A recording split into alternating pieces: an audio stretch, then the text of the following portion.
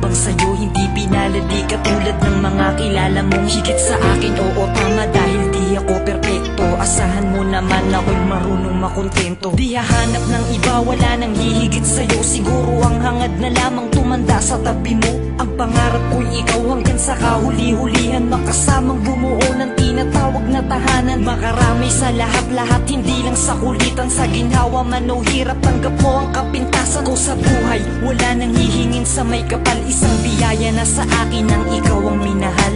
Ikaw ang minahal, ikaw ang minahal.